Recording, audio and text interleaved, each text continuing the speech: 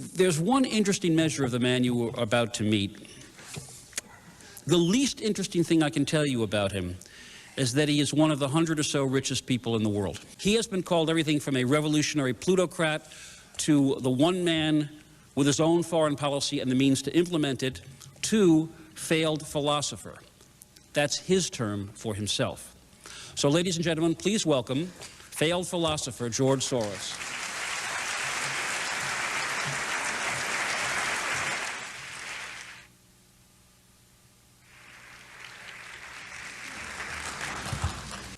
Your father was a devotee of Esperanto, the international language that was invented in part to bring nations together.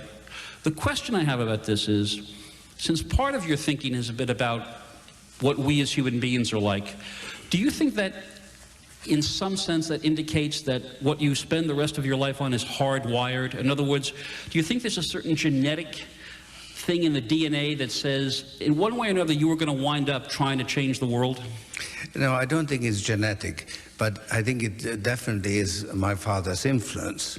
I mean, he has really had a great, he really helped form me. Now, of course, my mother also had a great influence on me, and I loved them both. And they were very often at loggerheads with each other. So this created a kind of a very strange internal conflict inside me, which it took me practically my whole life to work out. I can't imagine anyone in this audience identifying with a clash between a mother and a father. It's unknown to most of us. There's a more serious part of your early background, and again, I want to explore whether or not you think it had an impact. It's often been said of you that in your life, when you were accumulating the money, you, as they say in poker, would often put in the whole stack. The bets that you made were extremely out there, right, on the yen, on real estate investment trusts, on the pound. And at least some people have suggested that if you, at age 14, are literally risking death if you are found out that the person your documents say you are isn't, if your whole family is at risk, that if that's how you grow up, taking chances kind of comes a little easier than it might be to somebody raised comfortably. You think that's right? No, again, I think it definitely had a great influence. That experience of hiding from the Nazis and the danger. I think that I kind of learned how to handle danger, and I also was quite fascinated by it. So I like to push to the limit, but I certainly don't like to push over the limit.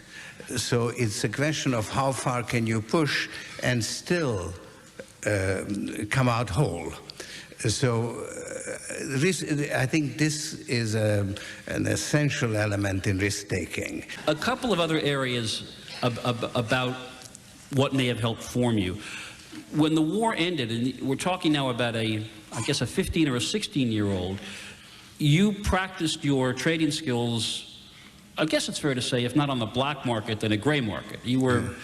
Well, actually, I started earlier, because I did it in '44, because my father used me as a kind of runner to execute currency transactions and gold. Because being 13, 14, I was less subject to being stopped. So actually, I got a pretty early training in that.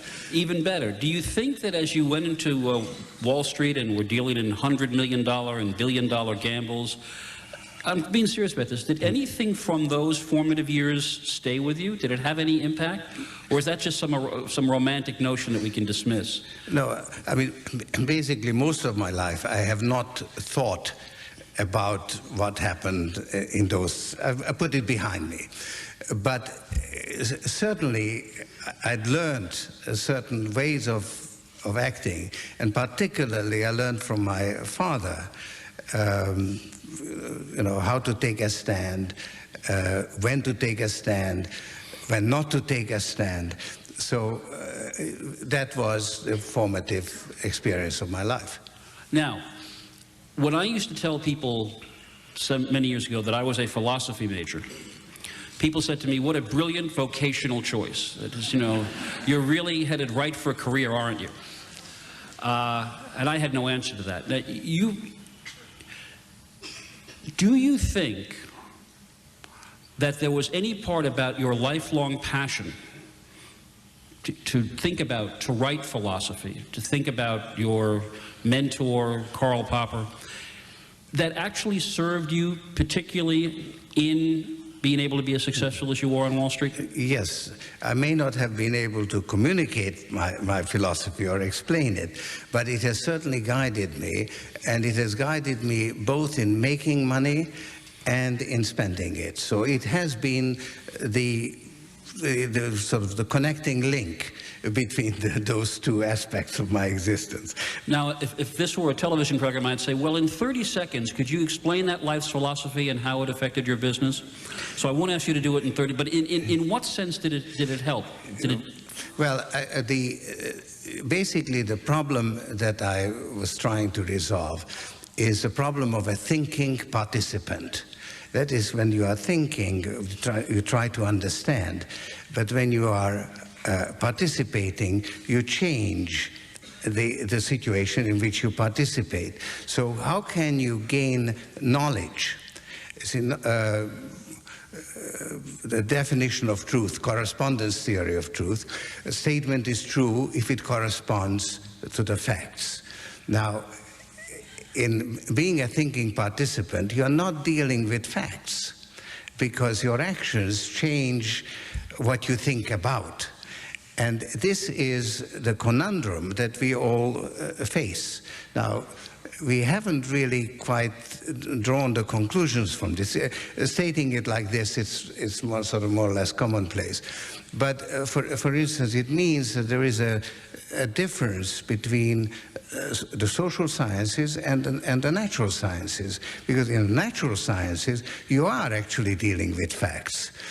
So, for instance, my theory of reflexivity is very similar to Heisenberg's theory of our principle of uncertainty, but the behavior of atoms or particles doesn't change when Heisenberg pronounces his theory of or principle of uncertainty, whereas our society or our life changes depending on what theories we hold. So there is an additional element of uncertainty in social affairs. Let me now make a bridge between the first part of your career and where we are, where you've been for the last while. Because there was something interesting that you said, and I kind of alluded to it in introducing you. You said there is a tendency in our society to exaggerate the importance of money. And so I'm wondering to what extent you think your ideas about the international community, about reform, about all the things you're involved in, got a better hearing as you accumulated great sums of money. That people assumed, well, he's got to know what he's talking about here because look at all the money he's made. Well, absolutely. I mean, since I haven't been terribly successful in, let's say, expounding my philosophy as such, the fact that I have a platform is entirely due to the fact that I've made a few $1 billion.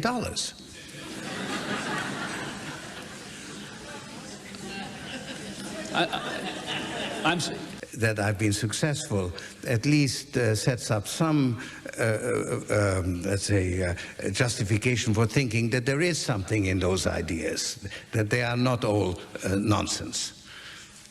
Now, one of the things, and I don't know if I'm reading your history right, and I have a feeling you'll tell me if I'm not, but it's interesting to me that many of the things you first got involved in seemed to be, you looked at a closed society and you saw signs that the ice was cracking, and that's when you moved. 1979, the first signs that maybe in South Africa something may be changing. They want to admit blacks to the University of Cape Town. Black students have no money. You say, okay, I'll pay their room and board. You see in Hungary that the authorities are kind of letting economists have a free flow of information. You say, all right, let's send them a lot of books. Let's send them a bunch of Xerox copiers to increase the flow of information. You see Gorbachev in the Soviet Union inviting Sakharov back to Moscow. You say this, you know, is it correct to say that that is a key to what you're doing, that you needed to see some sign of an opening in a previously closed society to say, now I can move? Yeah. Basically, I look at history the same way as I look at financial markets. And in fact, I think of financial markets as a historical process. In other words, that they're not really tending towards equilibrium. They never go back to where they came from. They always move forward in some way. And the same is true of history. And certainly, I could see an opening in the Soviet system. And in fact, I sort of interpreted it as a boom-bust a kind of sequence which was approaching the bust. When I started first, I set up my first foundation in Hungary in '84. That was during the communist regime, and my concept was that the communist dogma is false. And if you can show an alternative, if you expose it to any kind of alternative, its falsehood will become more apparent. Therefore, if you support anything that is not official state and party operation, but just empower people to do the things that they want to do, then the system will crumble. It was a very simple, very abstract idea, and it worked. I took that idea to China. It's the same idea that I had in Hungary in '84, I took to China in '87. And I set up a foundation there. And while the foundation in Hungary succeeded, the foundation in China failed. Because the idea that I brought there was actually an alien idea for the Chinese. They have a certain mentality which I call the feudalism of the mind, and that is that they have a certain allegiance to a group, and they don't have the same tradition of freedom and independence that we have. So I took that alien idea there, and it failed.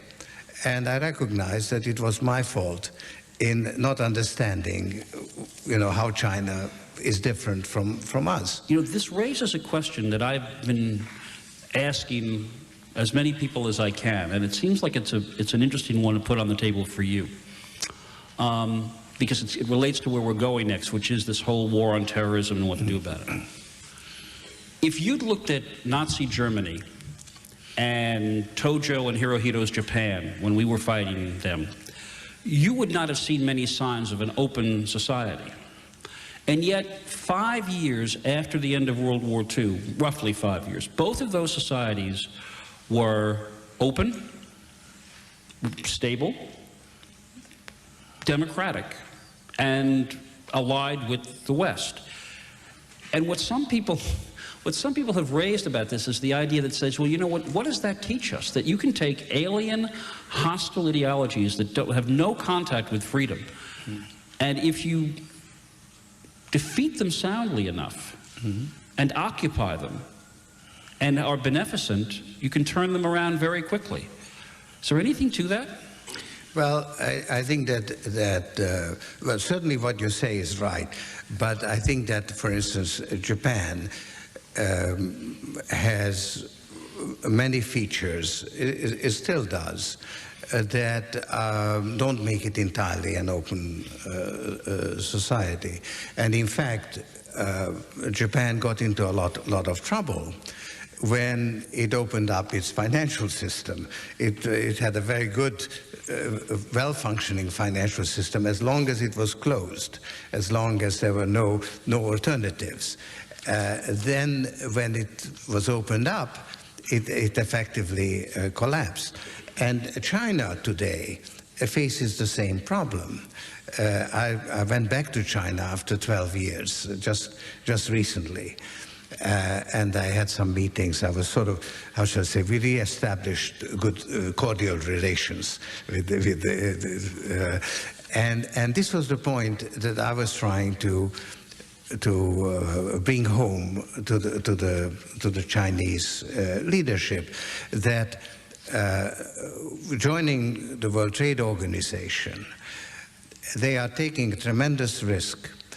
And to prepare for that risk, they have really got to move towards greater freedom of speech, freedom of information, even political freedom, because otherwise they will actually get into very serious difficulty. Are they listening to you on this? Do they believe you? Well, we had a good conversation, and they said, you know, this is very interesting, but let's get back to the financial markets. See, here's what I'm getting at. You, trying to calculate, about 10 or 12 days ago, let's say 2 weeks ago, gave us a speech. You called it a conversation, okay, in which you were very critical about the Bush administration and its post-September 11th line. And this is what I want to push you on.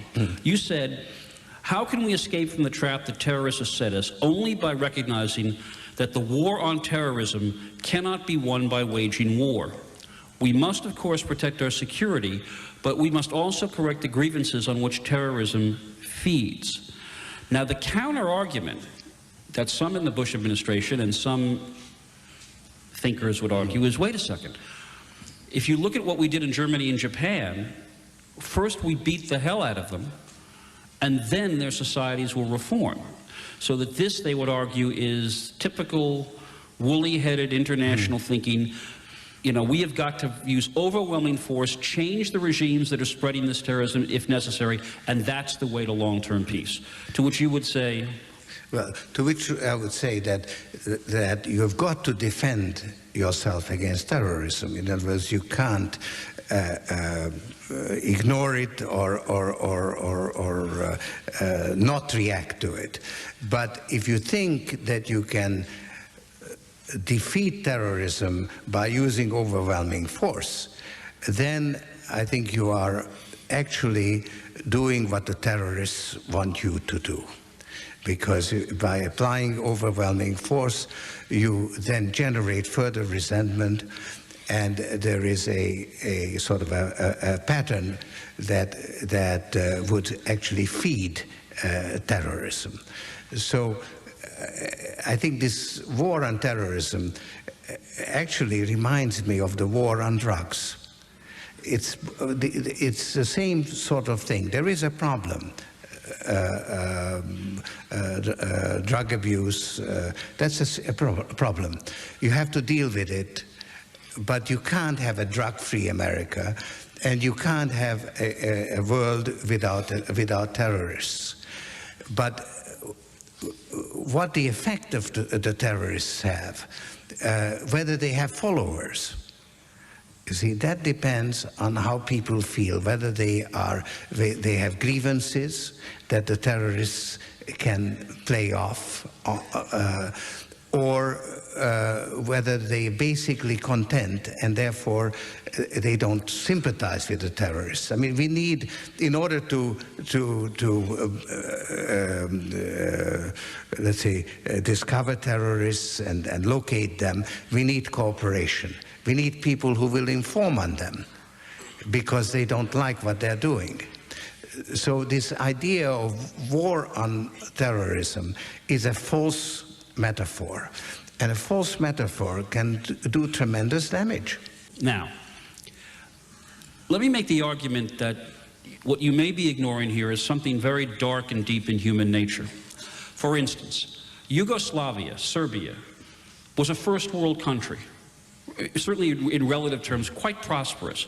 And yet Slobodan Milosevic in the late 1980s was able to rise to power by feeding grievances, not about education, income, but a 500-year-old battle of Kosovo, that the Serbs had been humiliated by their enemies and it was time for vengeance. And he got the presidency of Serbia by that, wound up killing tens of thousands of people.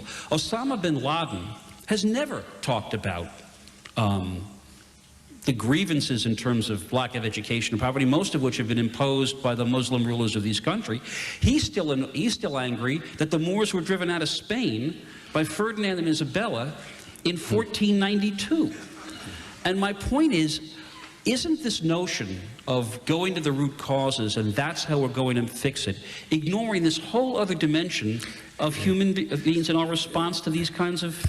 Yeah, you're right in what you say about bin Laden and terrorists in general. Therefore, you can't cure terrorism by going to the root causes either. In other words, you can't, let's say, deal with Milosevic. Sometimes you actually have to go to war. I was very much in favor of intervening in Yugoslavia. So it's not an either-or situation. I think that there is a false metaphor involved about waging war on terrorists as opposed to waging war on Milosevic, because Milosevic represented a state, it was an army, you could deal with it in that way, whereas terrorism is something else. But the point I would make is that you have got to have a two-pronged approach. So the fact that I say that we ought to address the root causes doesn't mean that we should not stand up to terrorism.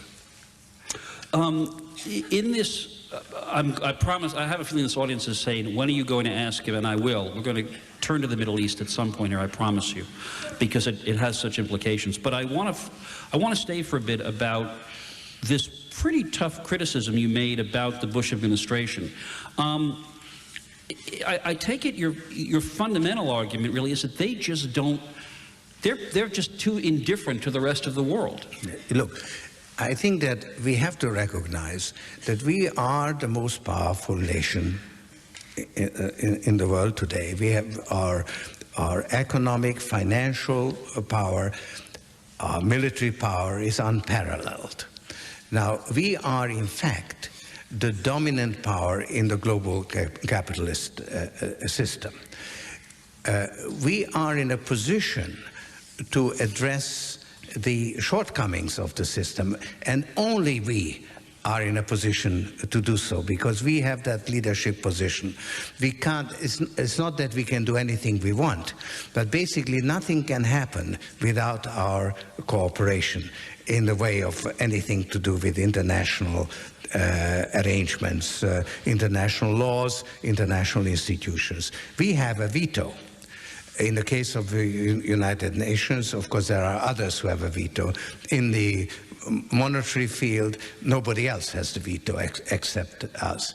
And I think that we are misusing our power by trying to gather more power and projecting that power and wanting to dominate, because that causes resentment. I think we are successful enough that we ought to devote more of our resources and more of our attention to making the world a better place. Now, that's where I want to now turn, but before I do, I just need to know what the implications of what you've been saying about terrorism and how you fight it, what implications you draw for the, if any, for the current Middle East. I don't even know the right word to use. Upheaval, crisis, it almost seems too easy, too mild. But so if, for instance, if the Israelis say, look, that's all well and good, the Palestinians need a state, they've got to have a sense of, but you know, as long as they and their leaders and half of the Arab states, as long as their real goal is the extermination of Israel, we got a problem here before we get to step B. Yeah, well, there is a genuine, a legitimate grievance of the Palestinians that Israel has failed to address. I mean, these refugee settlements have been there for 50 years. So, and actually there was a very courageous attempt to bring about peace by Rabin. It came awfully close to success. So close. You mean Rabin or Barak? I'm talking about Rabin first, back, okay. because that was really when there was really a kind of a sense of reconciliation as well as just a settlement. It was a kind of an emotional breakthrough at the time. And there were extremists on the Israeli side who did not want a settlement, and Rabin was killed by Israeli extremists. Similarly, I am very critical of the Sharon government's policies. Now, that doesn't mean that I'm condoning Arafat or think that he is right in what he's doing. But I think both sides are now dominated by extremists. And there is a certain sort of boom-bust kind of self-reinforcing process where there's a victim who becomes perpetrator, who then creates more of a sense of injustice, which then feeds on itself. And this is really a race to the bottom. And there is this element, in my view, in the Middle East today. And I think that is a terrifying example for us in the United States to contemplate. Because I think we have got people similar to Arafat and Sharon in our government today.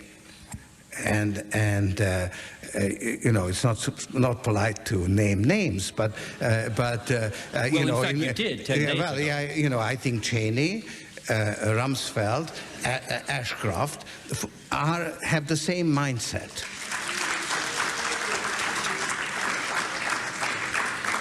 I mean, I know what people out there, some people out there are going to say to you is that you're a moral equivalency guy.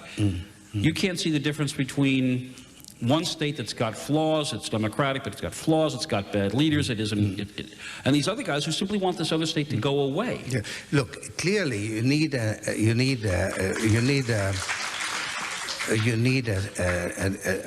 Israeli state that is secure.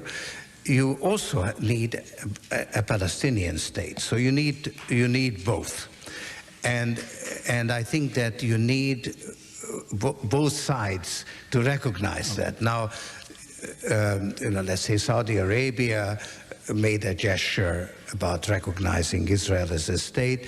Of course, it was a little bit of a, you know, there's a little twist to it because you still have the problem of the refugees returning, and you can't have it both ways. In other words, you can't, if you divide a country into two states, Israel and Palestine, then clearly the Arabs can only return to Palestine and not to Israel. So actually the solution to the problem is obvious.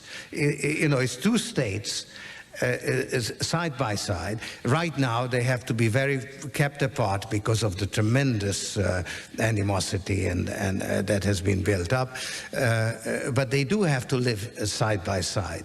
Now there are elements on both sides that don't want to get there, and they are successful. You know, at this point now, every time there is a conference of financial movers and shakers, I'm sure you're at all of these, you know, or invited at all of them. Just a few of them. Okay. It's World Trade Organization, it's Seattle, it's Italy, it's the Waldorf, wherever. And there are great numbers of people who fundamentally have argued that globalization in and of itself is responsible for increasing inequality and decreasing opportunity for the poor of the world. So let's talk about a couple of these things. First, is globalization, as you see it, inevitable? And, well, let's start there. Is it something that's happened and that's it? And then That's irreversible. No, I don't think it's irreversible. It has happened before, and it has been reversed before, because you had basically very similar conditions in the late 19th century. I mean, I define globalization in a very narrow sense. To me, globalization is the globalization of financial markets. The fact that capital can move wherever it wants to freely. And that is a relatively new development in the current stage. I mean, we've been, moving towards globalization since the Second World War, but I would say that it's really only since 1980, when you had Reagan in the United States and Margaret Thatcher in England, that financial markets became truly global. Now, that has some very positive effects and some negative ones. Because capital can move around freely, it means that it can't be regulated or taxed as easily as it could before. Now, capital and private enterprise is very good at creating wealth.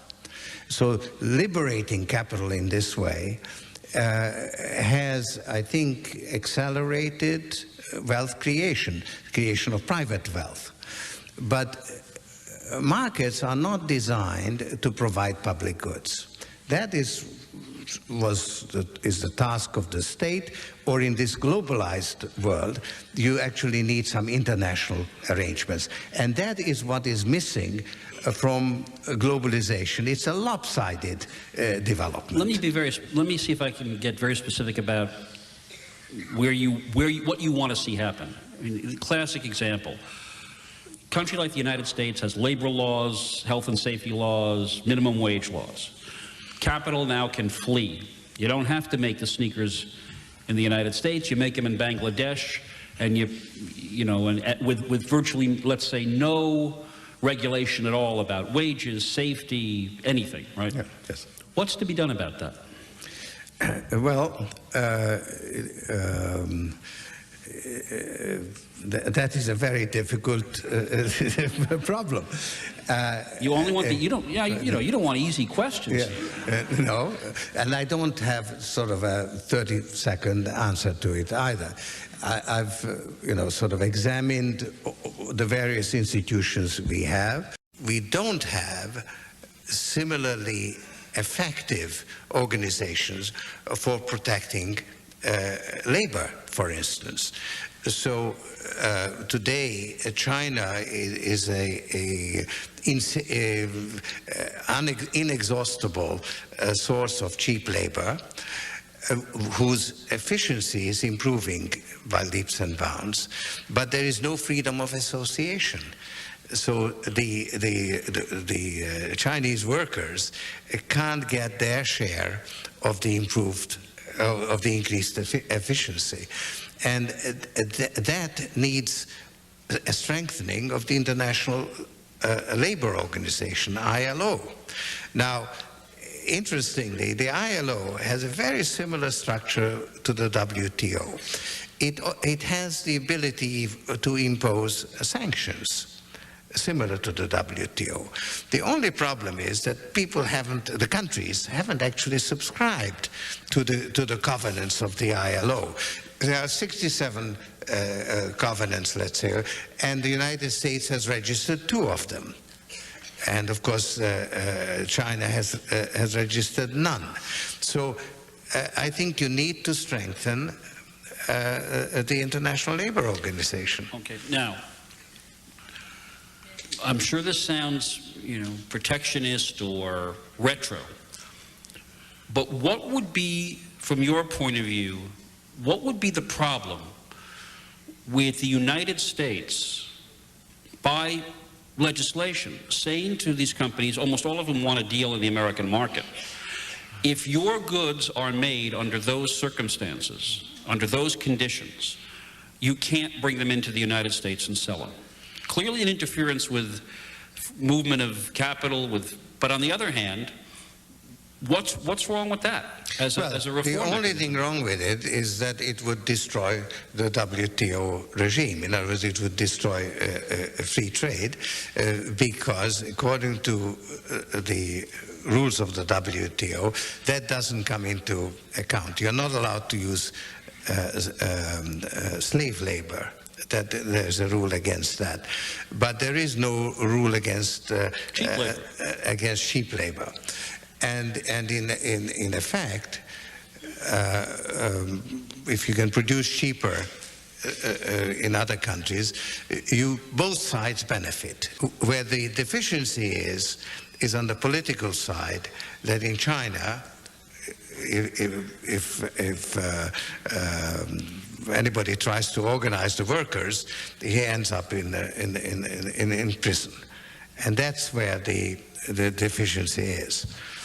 Do you believe, as some people do, that if a regime opens itself up economically, it is in effect going to have to open up politically? That is, I mean, people think that to some extent that happened in Hungary. They tried to open up economically. The economists and business people said, you got to let us have more information, and it was inevitable. Do you think it's inevitable that a country that liberalizes economically, even one like China, will sooner or later find itself, whatever it wanted to do, becoming free politically? Not at all, not at all, because people who, the rulers don't actually like to abdicate their rules, so they do need to be pushed before they change. And of course they have to be pushed internally, but they also have to be pushed externally. And in fact, most of my efforts have been devoted to strengthening the demands internally for freedom, open society. You were very successful. I think some people would say surprisingly so, back in the late 70s and in the 80s particularly, in going to societies that weren't free and saying, well, open up a little bit, we'll work with you. It happened in Hungary, it happened in the old Soviet Union to some extent. Do you think that kind of approach could work in, let's say, the Muslim world, which has never been through any kind of modernity? There's no real even economic development going. In other words, is what worked for you in Hungary, what you tried in China, what worked in the Soviet Union, what worked in... It didn't work in China, of course. It didn't work. I say what didn't work. Yeah. What you tried. And of course, it probably wouldn't work in Islamic countries. But it's very interesting. I've met with some human rights activists actually in Lebanon, and this man said, we really have no space for civil society. The Western powers deal with the government. They want, because they are interested in resources or in some geopolitical considerations, they have not been at all supportive of civil society. The only place where you can express your disagreement with a regime which we consider an imposition, an oppressive regime, is in the mosque. There you can speak under the umbrella of religious expression. So opposition has gathered in the mosque the same way as in Poland. The opposition found an umbrella under the Catholic Church. I mean, it's not that it would really change things dramatically, or that you could sort of suddenly move over to. But we have been very neglectful of the internal conditions that prevail in these countries, because we have been interested in the natural resources, and it's the rulers who have the title. And so we've been dealing with them, and we have ignored what they do internally. If there were 30 younger, they don't have to be younger, 30, 20, 15 George Soroses out there with a great deal of capital and a willingness to spend it in creative ways as you did, and they said, we really want to see if we can begin to help change or create open societies in the Muslim world, is there anything concrete you could tell them to do now? Well, I think that particularly the role of women in Muslim societies is a sort of that is an area where there is room for opening, because it is sort of penetrating into these societies that there's an inequality between in the position of women. So I think there is room for a women's movement in these countries, which could move the countries in the direction of open society. But I mean, if you take a country like Egypt, there are a lot of people who are not happy with the regime, who are not Muslim fundamentalists, and they also have no room to express themselves. Now, of course, the problem is that most of the people in those countries, if they were free to express themselves, would turn towards Islamic fundamentalism.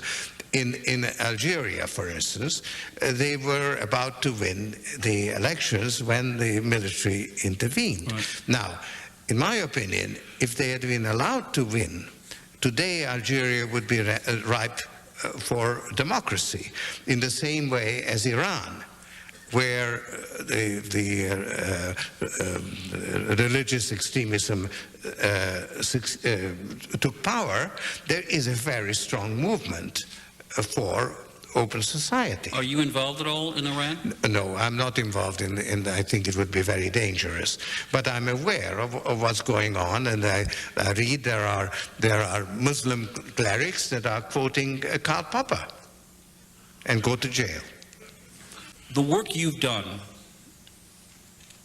very creative, far more flexible than government foreign aid as we think about it. You've got people like Bill Gates come in with the Gates Foundation. I think it's a $17 billion endowment. Do you believe that individuals with that kind of with those kinds of resources and the willingness to be creative can change the world more than governments and international institutions, or is it too big a job to just be left to individuals no matter how much money they have? I think that we can make a contribution and we can show the way, but I think you need governmental resources to back it up. I mean, you know, I'm spending $500 million a year. What you need for the Millennium Targets is $50 billion. So, but I think where we can be helpful is in, let's say, making the aid more effective. Because the trouble is, a lot of it has been actually counterproductive, because the aid is designed to serve the interests of the donors first and the recipients second. I think why I have been, to the extent that I've been successful, is because I actually have no axe to grind. I let the people in the country decide their priorities. And I think if we did the same with our official development assistance, it would actually be much more effective. Who was the greatest world leader of the past 30 years? Well, whom do I admire most? I I would say Sakharov was the man whom I really admired. Andrei Sakharov. Andrei Sakharov, because of his moral stance. Not that he he was not successful. But, you know, in order to, when you stand for something, you have to fight losing battles. And he was one of those. This is a question about the head of Malaysia. Is it Dr. Mahathir? Mahathir, yeah. left out a vowel, but all right. As you recall, Dr. Mahathir, I'm sure you recall this, blamed you for the economic problems of Malaysia when they collapsed. He made some pretty sharp anti-Semitic remarks. So first, what are you doing to reduce the anti-Semitic plague in the world, and what are you doing for Israel? Do you feel any responsibility to act in these areas? Well, I've always regarded anti-Semitism as a kind of a meta problem. In other words, it's something that you can't really deal with directly, but indirectly. In other words, in a way, I feel that I'm fighting anti-Semitism by promoting an open society. That's, you know, indirectly related to it. And as for the second part of the question about Israel, do you have any involvement in Israel? Foundation work there? Very little. I have actually supported a media center in Palestine, which was critical of Arafat. Now, unfortunately, that media center has now been destroyed. But I thought that was an important thing, to help the Palestinian state to develop into an open society and not dominated by people who want to destroy Israel. What do you think of the anti-globalization demonstrations? Do they help the poor or hurt the poor? I think that they were actually helpful in drawing attention, the attention of the authorities and the elites, that there is something wrong. I think that their thrust was misdirected, because it was directed at the international institutions that we have, whereas really most of the misery and poverty in the world today is due to bad government. Do you agree with the man whose name, of course, at this age I have forgotten, is a Nobel laureate, an Indian, who argues that Amartya Sen. Yeah, that democracy is a great antidote to poverty? Yes, he says development is freedom, and I subscribe to that. What's your favorite thing to spend money on? Or, and it is a different question, what do you do for fun? Well, first of all, I like to do some sports. I play tennis, ski, and so on. And I like to read, and I like to have a good discussion. You don't need billions of dollars, do you?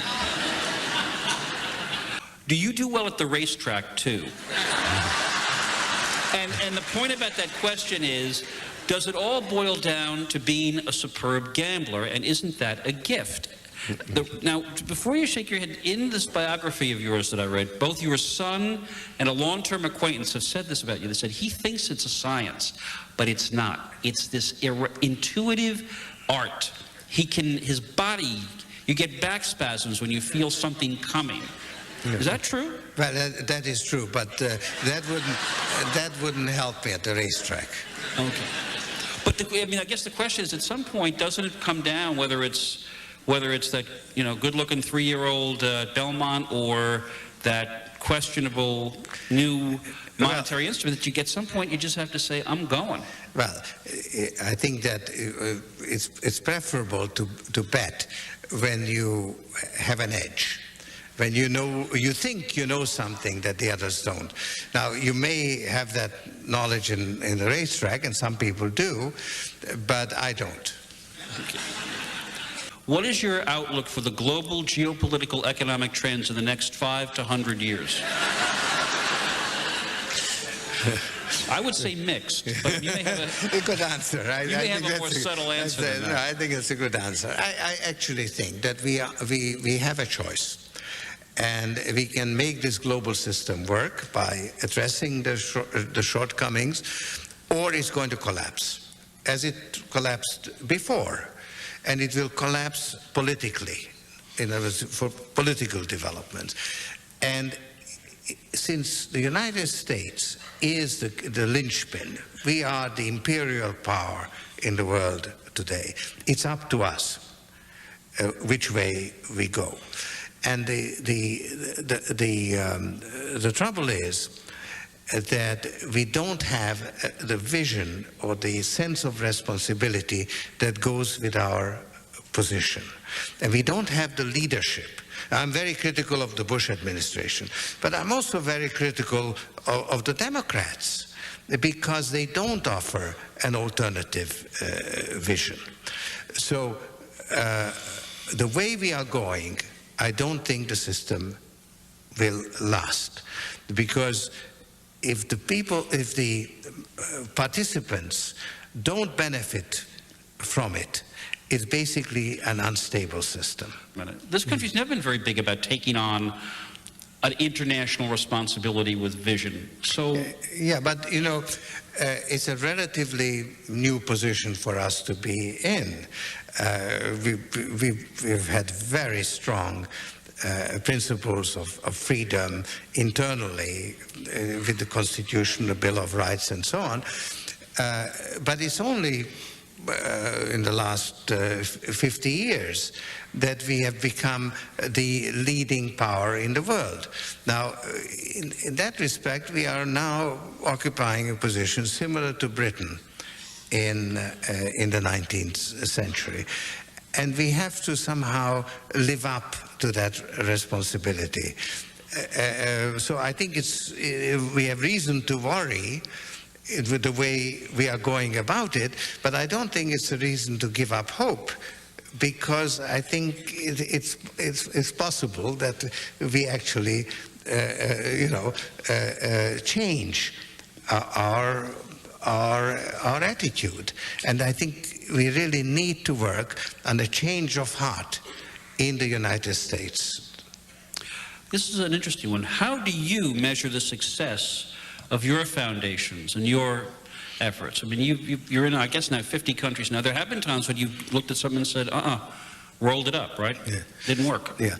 There is actually no reliable objective criterion by which to judge it. It's different from making money. Because making money, you've got the bottom line. And here you've got a great number of lines, how you affect different people in a society. And you can't add it up, because they are different people and different interests. So in the end, it's really a hunch. And one has to be very much aware of the unintended consequences of what you do. And the first rule is try to do no harm. Every so often, and maybe it's more than every so often, somebody's going to come into your orbit who's interested not in making the world better, but saying, this is a man with a great deal of money, and I want to get my hands on some of it.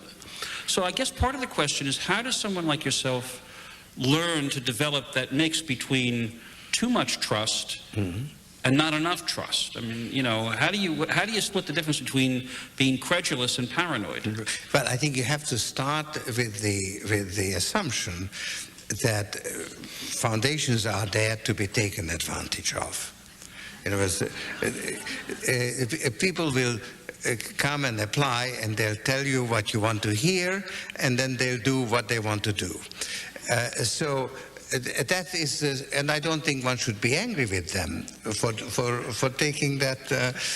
So you have to have certain processes like competitions, so that you ask people to say, this is the area where we are willing to support. Please submit your proposals, and then we choose. And of course, sometimes we choose badly, but the fact that you've got competition is a help. Where will the euro take the world economy? The euro. Well, look, the euro is a political creation, And I think you can't have a common market without a common currency. So it creates greater unity in Europe. You then have a problem of the relation between the two major currencies, and there are possible problems there. But if you're looking at the grave or the gravest situations facing either the Anglo-American or the European-American economy or the world economy, do you rank the euro problem fairly high, or is it? No. I think the euro actually is, it's in existence. It has its problems. Altogether, Europe now is in a really interesting phase of its development. In the next couple of years, some really major decisions have to be made about the future of Europe. Are you involved at all in Cuba? No, actually, I'm not. I'm already suffering from imperial overstretch, so I don't think I can be involved in everything. But,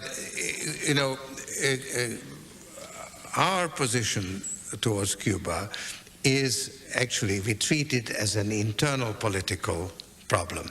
That is to say, how does it affect the elections? And there are basically two types of Cubans in America. There are people who had property and have no family, and people who had no property and have family in Cuba. And the first group dominates our policy. And I think it's wrong. I think we should have lifted the sanctions long ago.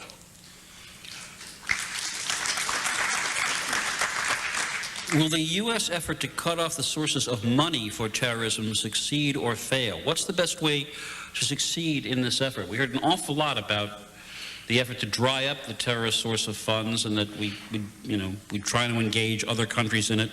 Can it work? Well, I think it can make an impact, and there's a really major effort going on, and it's the sort of thing that needs to be done to protect against terrorism. Now, it's interesting that we were opposed to the OECD standards for international cooperation on disclosing information prior to September 11. The Bush administration refused to cooperate. Now they are leading the charge. And there are many other things that could be done by greater cooperation in this field, not only about terrorism. Actually, my current sort of top favorite is a cooperation to force or oblige the oil companies and natural resource companies to disclose how much money they pay to individual countries. So, for instance, Angola or Nigeria, how much money they actually pay for those resources. And you could then add it up, and you could then look at the budget and see how much it goes into the budget, and you would find that there are several $billion missing. So this is, for instance, one area of international cooperation which could make a major difference to the prosperity of those countries. Nothing to do with the terrorism. That's okay. It's missing not because they're funneling it to terrorism; they're just stealing it. You mean? Pardon? Where is that money going that's missing? It's being stolen. It's going into the bank accounts of the presidents. Right. And this is something that we could actually stop. I think the oil companies would favor it. They'd be quite happy with it, as long as the other oil companies are obliged to do it, you see. So this is now, I'm saying this is my top priority now, is because Africa is on the agenda of the G8 in June. Then there is a new economic program for Africa, and this is missing. I think adding this into it would make the whole thing much more effective. Just wrap this up by coming home, literally. If you feel as strongly as you do that this is the one country that has the power financially to reshape these international arrangements and therefore to change the world for the better. And you don't like the direction that things are going in now.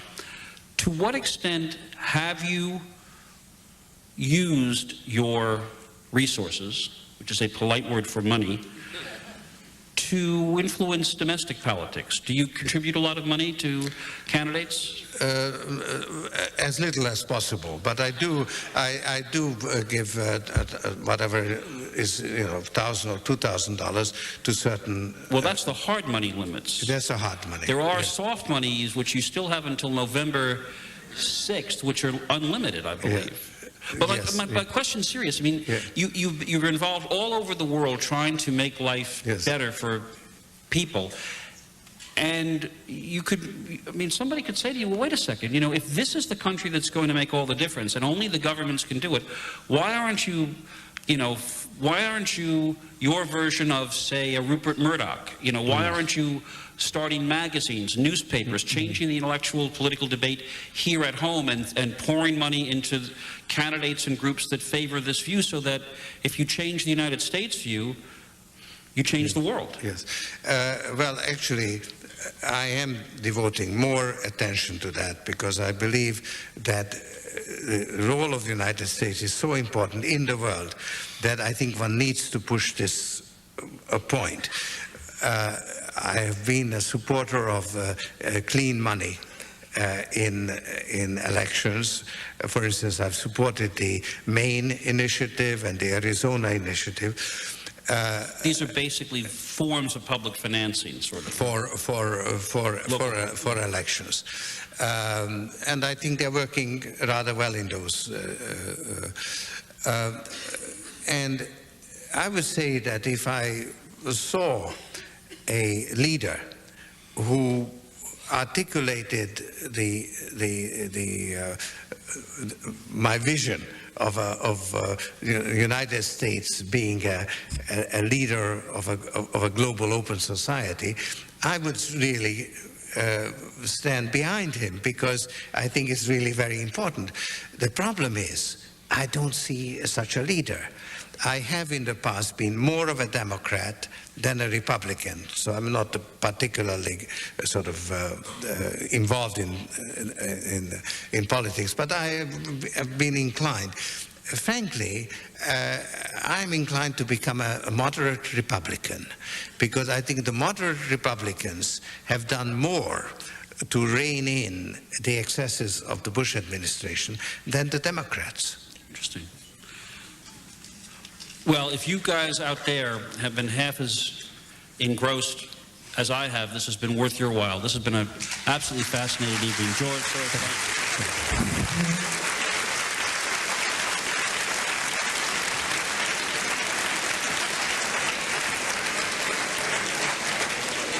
We are trying to make the world a better place, but that's not necessarily what we accomplish.